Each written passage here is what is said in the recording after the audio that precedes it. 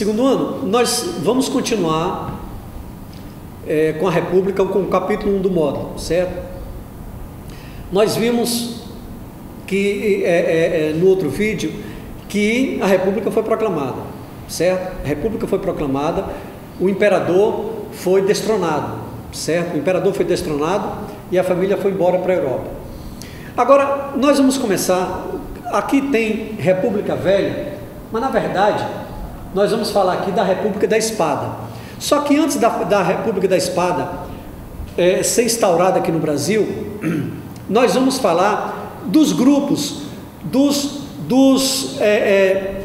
diferentes movimentos republicanos que tinha dentro do próprio movimento republicano. Ou seja, dentro do projeto republicano brasileiro, existiam diferentes ideias, certo? E essas ideias, a gente vai ver aqui, ó, diferentes projetos republicanos que tinham, certo? Então, o primeiro é o quê? República Positivista.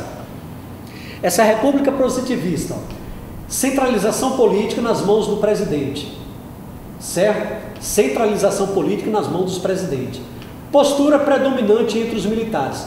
Esse presidente aqui, gente, de acordo com a República Positivista, tinha que ser militar, porque o positivismo de Augusto Conte pregava isso, que os militares iriam liderar, organizar o progresso, o desenvolvimento de um país republicano. Os militares tinham melhores condições para isso, porque ele traria ordem, certo? Positivismo de Augusto Conte. Então, postura predominante entre os militares. Prevaleceu entre 1889 e 1894. É esse período aqui que a gente vai ver a República da Espada, que é a República Positivista, certo? Durante a chamada República da Espada. Então, esse era um tipo de projeto republicano que existia na época da proclamação da República. República Liberal, aqui, ó.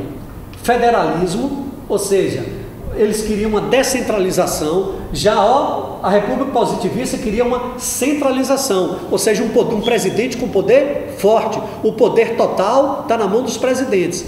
Já a República Liberal quer o federalismo, quer uma descentralização, ou seja, quer mais autonomia para os estados. Só que os estados que a gente chama estados hoje, na época a gente chamava de província. Na época a gente chamava de província, certo? Olha, postura predominante entre os cafeicultores paulistas. Prevaleceu entre 1894 e 1930, durante a chamada República Oligárquica, que vai acontecer depois da República Velha. Então, a primeira parte de nossa República vai ser governada pelo ideal republicano positivista, que é a República da Espada, e a segunda parte da República Oligárquica ou República Velha vai ser controlada pelo projeto republicano da República Liberal. E o último projeto vai ser a República Jacobina.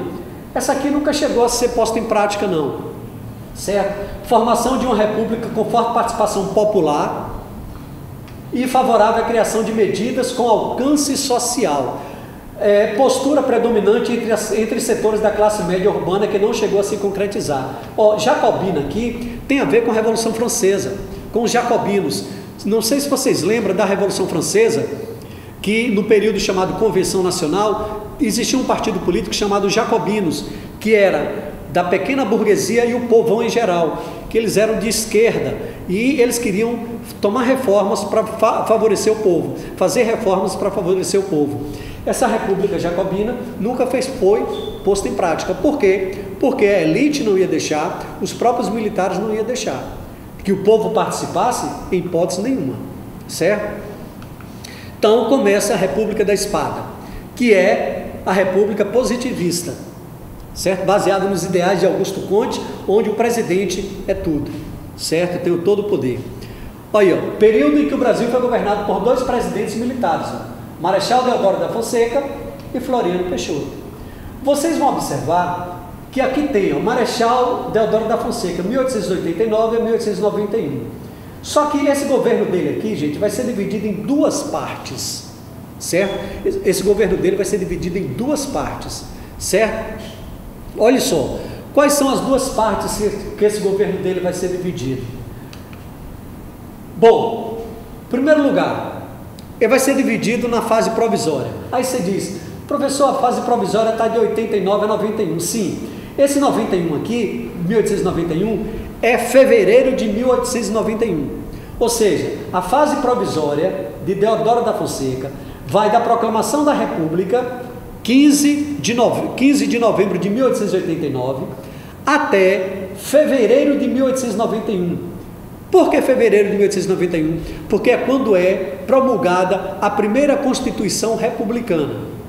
A partir de fevereiro de 1891, a Deodoro vai governar novamente, só que agora já é um governo oficial, já não é mais provisório, certo? Já não é mais provisório. Então, nesse governo provisório, ele, Deodoro, cancelou todas as instituições e decretos imperiais, ou seja, todas as instituições do Império, que lembravam o Império, todos os decretos do Império foi cancelado, tudo cancelado, e ele, Deodoro, criou outro decreto, criou outros decretos, certo? Outras leis. Por que decretos que ele criou aqui? Porque ainda não existia um parlamento. Ele aqui ainda vai convocar eleições para um parlamento, e esse parlamento é onde ficam os deputados e senadores, e eles vão elaborar uma nova Constituição para o Brasil. Na fase provisória, Dom Pedro separou a igreja do Estado, certo? Gente, vocês lembram que durante a monarquia havia um atrelamento da igreja católica com o Estado, com E maiúsculo, que a igreja era submissa ao Estado? Então, com a proclamação da República, vai haver uma separação entre a igreja e o Estado, certo? O Brasil, gente, passa a ser um país, laico. O Brasil passa a ser um país laico. O Brasil passa a ser um país que não é mais vinculado a nenhuma religião. O Brasil passa a ser um país de todas as religiões, inclusive para aqueles que não têm religião nenhuma, como é até hoje. O Brasil é um país laico, certo? Nenhum governante brasileiro pode ter tendência religiosa. Nenhum governante brasileiro pode ter tendência religiosa.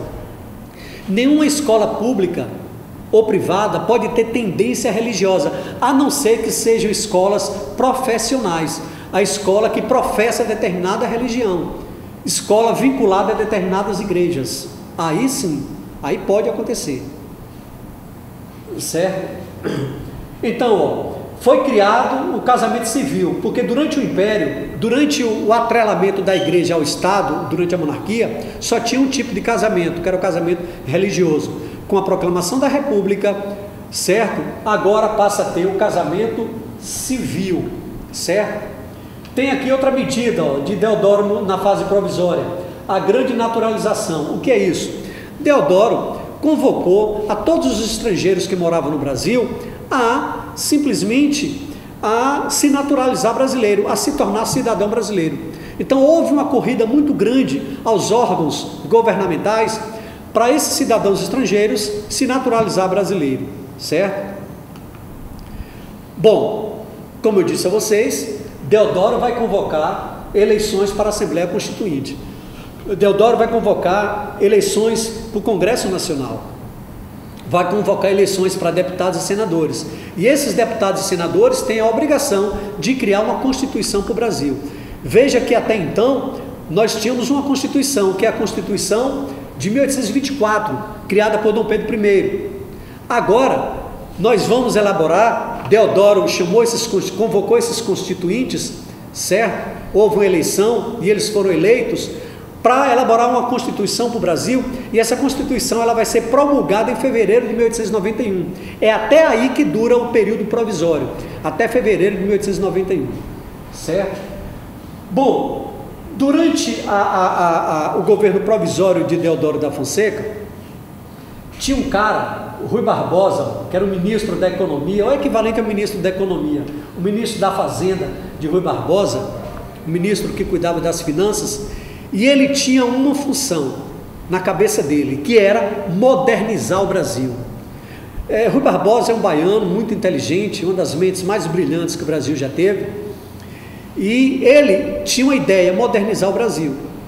E modernizar o Brasil, naquele momento, naquele contexto, era o Brasil deixar de ser um país agroexportador. O Brasil tinha que deixar de depender exclusivamente da agricultura. Rui Barbosa queria criar indústrias para que a indústria fosse representativa, fosse forte no Brasil.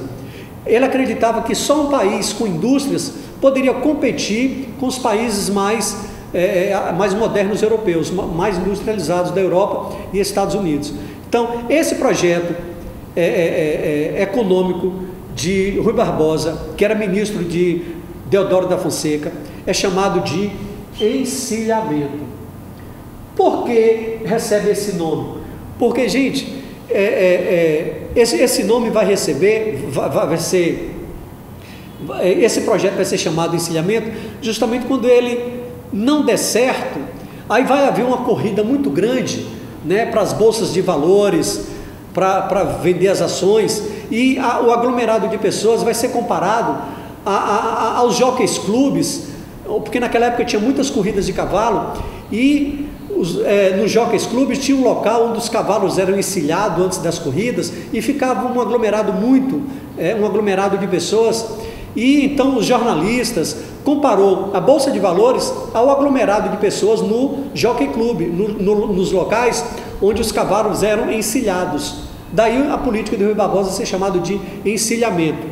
Essa política tinha um objetivo de modernizar o Brasil, que quer dizer industrializar, é a mesma coisa. Aquele contexto, modernizar é criar indústrias, porque um país modernizado, um país moderno era um país que tem muitas indústrias, na visão de Rui Barbosa. E para que isso aconteça, olha, isso era uma visão, gente, que não era bem vista no meio dos agricultores.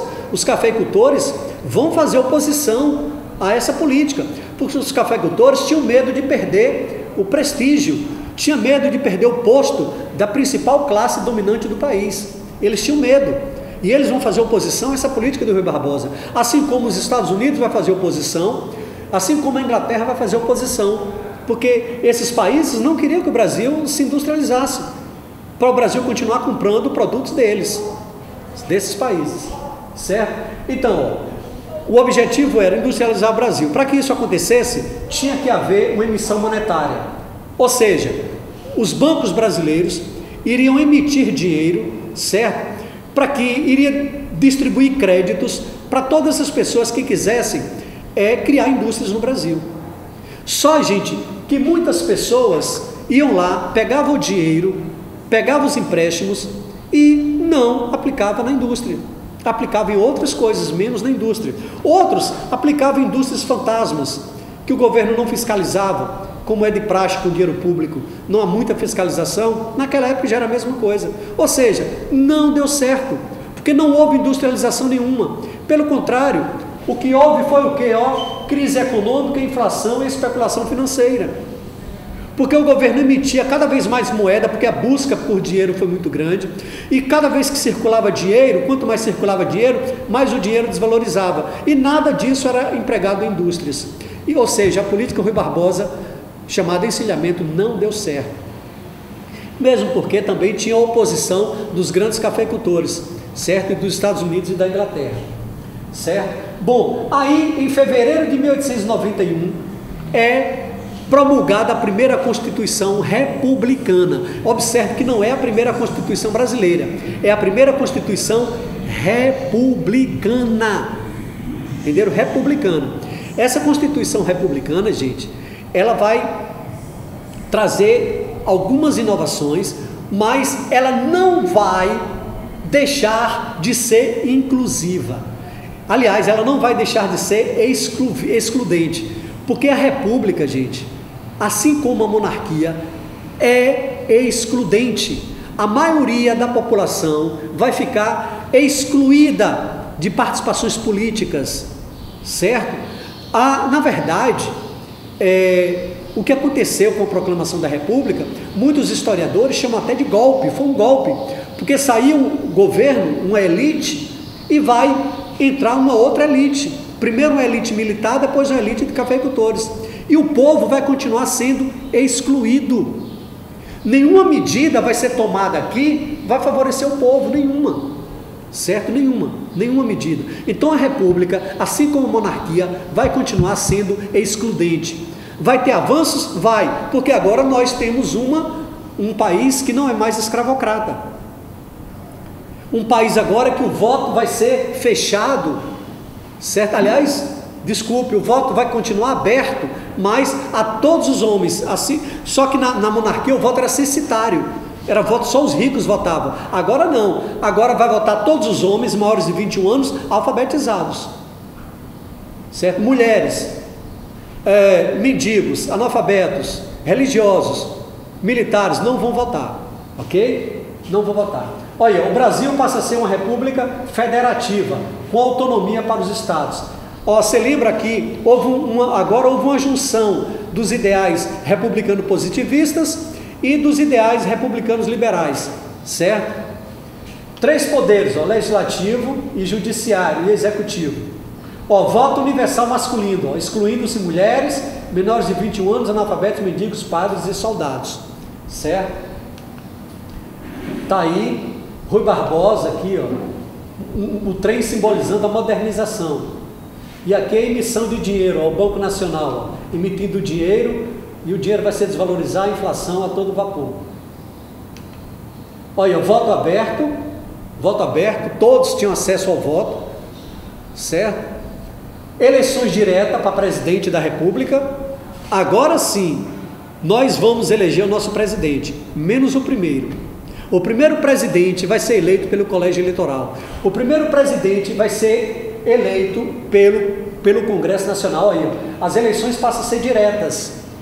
Ou seja, o povo vai eleger o presidente. Só que o povo vai eleger o presidente depois, porque o primeiro presidente vai ser eleito pelos deputados. A primeira eleição vai ser indireta. O colégio eleitoral, que é os deputados e senadores, mais os representantes das províncias, é que vai eleger o primeiro presidente. E quem vai ser eleito o primeiro presidente? Deodoro da Fonseca. A partir daí é que começa o governo oficial de Deodoro da Fonseca, a partir de fevereiro de 1891. E ele só vai governar até novembro de 1891. Ele só vai governar 9 meses. Provisoriamente ele governou quase 2 anos.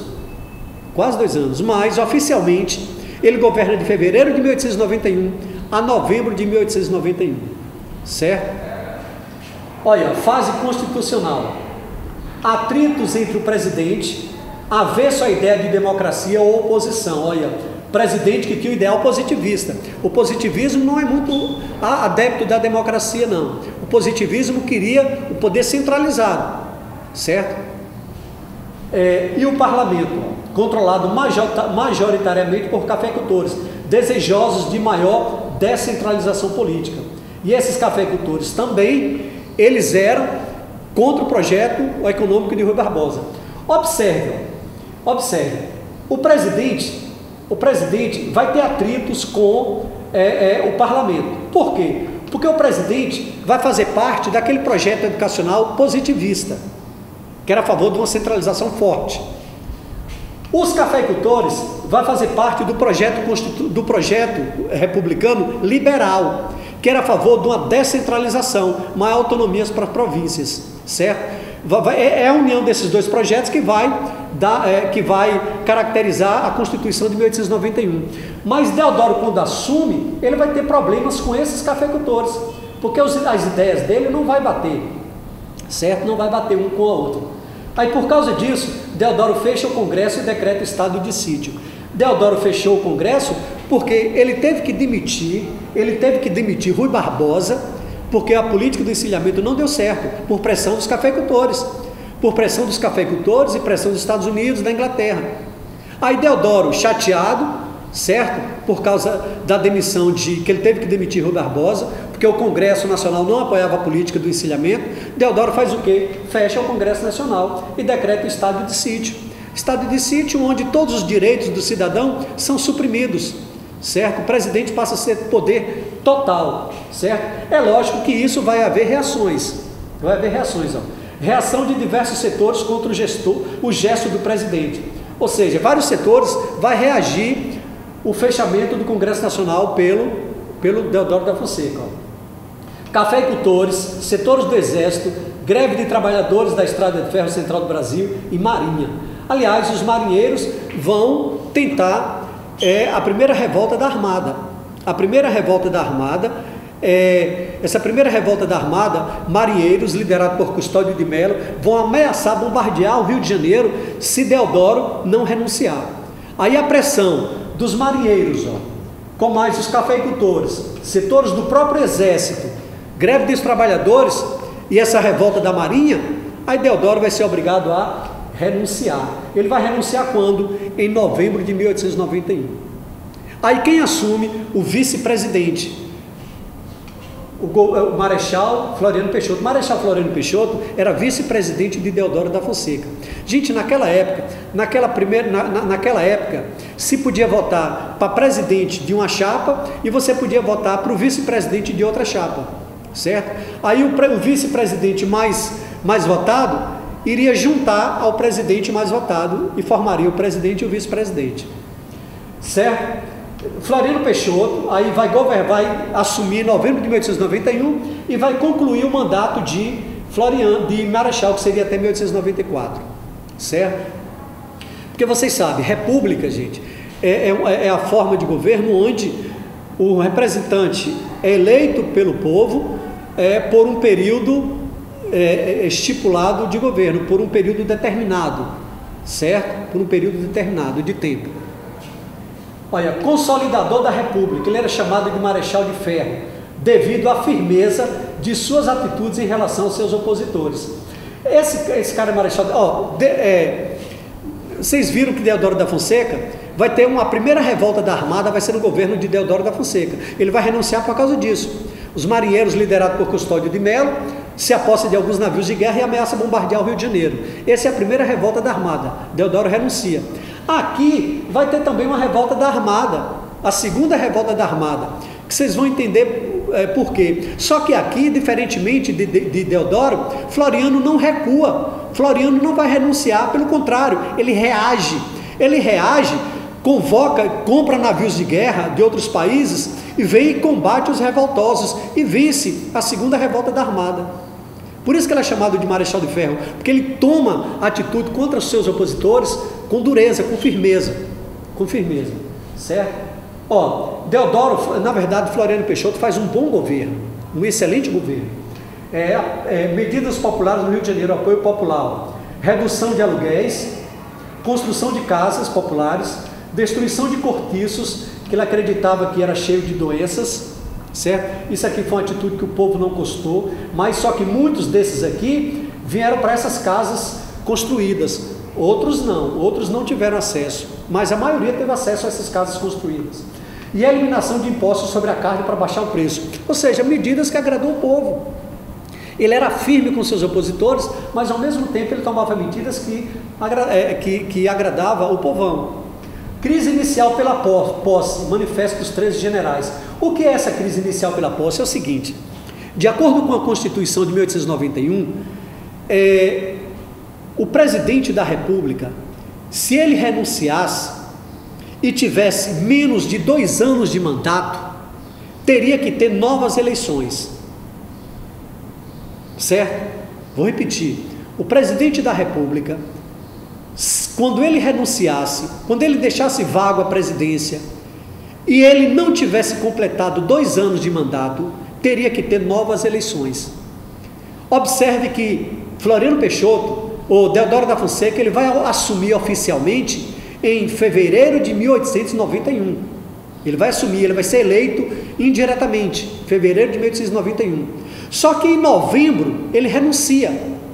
Então, oficialmente ele só tem o quê? 9 meses de governo. E pela Constituição, como tem menos de 2 anos de governo, e ele renunciou, tinha que ter novas eleições. Só que Deodoro, ou Floriano Peixoto, assume o poder mesmo assim. Aí, gente, vai ter um manifesto dos 13 generais. Aí vai haver um manifesto de protestos de generais, de marinheiros, certo? E vão para que ele renunciasse, Floriano renunciasse e convocasse novas eleições. Mas na cabeça de Floriano Peixoto, Deodoro já tinha 2 anos de mandato, porque Floriano Peixoto contou desde a proclamação da República, desde 15 de novembro. E se você for pegar desde 15 de novembro de 1899, de 1889, até novembro de 1891, dá 2 anos. Só que oficialmente ele só tinha 9 meses. Só que Floriano não renuncia, certo? Não renuncia. Por isso que ele é chamado de mão de ferro. Não renuncia e Custódio de Melo, aquele mesmo que da primeira revolta da Armada de Deodoro da Fonseca, ele tenta também a segunda revolta da Armada. Ele tenta. Ele junta os navios e ameaça bombardear o Rio de Janeiro se Floriano não renunciasse para ter uma nova eleição. Só que Floriano não recua, não renuncia e parte para cima de Custódio de Melo. Floriano compra mais navios, certo? E chega esses navios dos Estados Unidos e da Europa e acaba com essa revolta da Armada. E Custódio de Melo foge, vai lá para o Rio Grande do Sul participar disso aí, da Revolução Federalista, que é a segunda revolta que Floriano que acontece no governo de Floriano Peixoto. A primeira foi a segunda revolta da Armada e agora a Revolução Federalista. Lembra que teve 2 revoltas da Armada, uma no governo de Deodoro, a primeira revolta da Armada quer dizer marinha de guerra, e no governo de Floriano teve a segunda revolta da Armada. E também tem a Revolução Federalista. Custódio de Melo, que foi o líder das 2 revoltas da Armada, certo? Principalmente da segunda, ele foge, ele vai para o Rio Grande do Sul e junta lá a Revolução Federalista. Na Revolução Federalista tem 2 grupos, o Júlio de Castilhos e Gaspar Silveira Martins. O grupo Júlio de Castilhos era florianista. Eles eram apoiadores de Floriano Peixoto. Eles eram republicanos, apoiadores de Floriano Peixoto. Eles eram chamados de castilhista, por causa de Castilho, ou pica-paus, certo? O grupo de Gaspar Silveira Martins, que era oposição a Floriano Peixoto, eram chamados de maragatos. Então, os castilhistas, que eram republicanos, liderados por Júlio de Castilho, que era chamado de pica-paus, eram defensores de uma república positivista, centralizada, apoiado por Floriano Peixoto, certo? Gaspar Silveira Martins, dos maragatos, era contra Floriano Peixoto. Aí, eles eram defensores de maior autonomia para o poder legislativo e descentralização política, certo? Floriano apoia Júlio de Castilho, o Partido Republicano de Rio Grandense, Júlio de Castilho. A revolta também conhecida como Revolta da Degola. Está aqui, Júlio de Castilho, apoiado por Floriano Peixoto, e Silveira Martins, né? Júlio de Castilho liderava os pica-paus, ou os castilhistas, e Silveira Martins apoiava os maragatos, que fazia oposição a Floriano Peixoto, certo? Aí a revolta da Armada, a segunda que eu falei para vocês, novamente a Marinha se opõe ao presidente e ameaça bombardear o Rio de Janeiro. Floriano compra navios de guerra e reprime os revoltosos. Os revoltosos armados chegam a se unir aos federalistas no Rio Grande do Sul. Ambos foram derrotados. Bom, gente, é isso aí. Com isso aí a gente encerra nosso primeiro capítulo do módulo novo, ok?